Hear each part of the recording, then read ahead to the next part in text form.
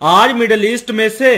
बड़ी खबर निकल कर आई है, जहां 28 जनवरी को ईरान के अस्फहान शहर के ऊपर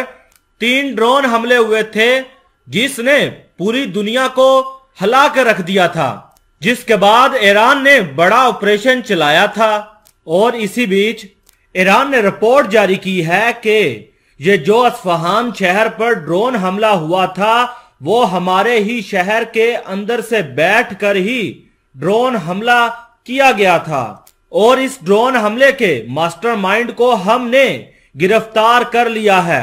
ईरान ने अभी तक उस मास्टरमाइंड का नाम तो नहीं बताया, लेकिन इतना जरूर बताया है कि ये जो मास्टरमाइंड था जिसने हमारे अस्फहान शहर पर ड्रोन हमले किए थे, ये यहूदियों यानी इजराइलियों से कनेक्ट था, वहां से लगातार इंफॉर्मेशन हासिल कर रहा था।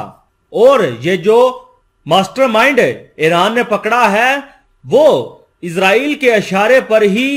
ईरान के ऊपर ड्रोन हमले कर रहा था। साथ ही साथ ईरान ने यह बिल्कुल क्लियर कर दिया कि ये ड्रोन हमले करने के लिए इस मास्टरमाइंड को पैसे और ड्रोन मिले थे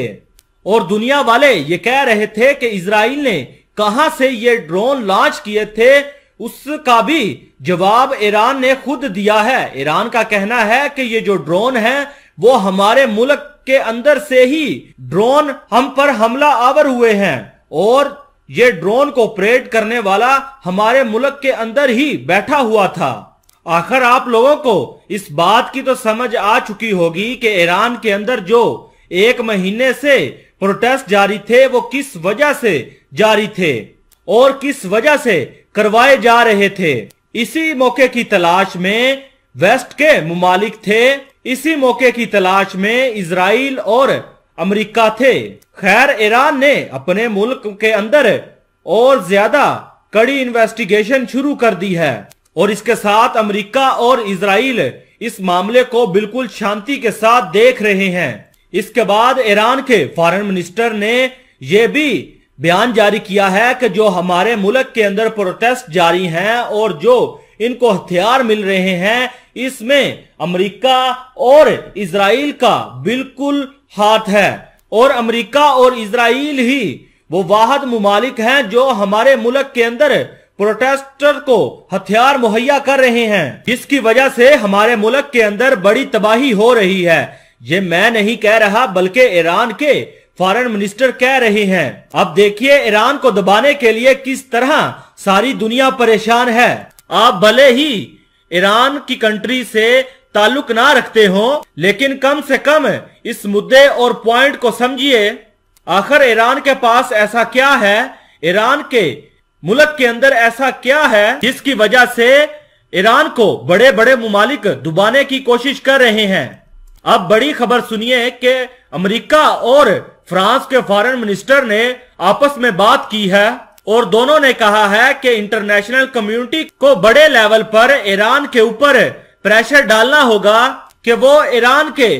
मिसाइलों के प्रोग्राम के ऊपर पाबंदियां आयद करें और इन मिसाइलों को कम करें। दोस्तों, आपको यह भी बता दें कि ईरान के जहां न्यूक्लियर प्रोग्राम का डर पूरी दुनिया में फैला हुआ है, वहीं पर अब आप सोचिए कि ईरान के मिसाइलों और ड्रोन्स का डर भी दुनिया में फैल चुका है। जहां दुनिया यह समझ रही थी कि ईरान के मिसाइल ड्रोन्स इतने ताकतवर नहीं है, ये जो वीडियोस जारी कर रहे हैं ये ईरान वालों ने एनिमेट की हुई हैं, जहां इजराइल, अमेरिका, फ्रांस, जर्मनी और यूके कह रहा था कि इनके मिसाइल कुछ नहीं है, इनके ड्रोन इतने ताकतवर नहीं हैं। जब यही ड्रोन और मिसाइल दूसरे मुल्क के अंदर इस्तेमाल किए गए तो इसने बड़ी तबाही मचाई, जिसके बाद Israel, France, Germany, UK, America बहुत ज्यादा घबरा गए। इन तमाम मालिक को उस वक्त बड़ा धचका लगा जब ईरान ने बैलिस्टिक मिसाइल का भी कामयाब तजर्बा कर डाला।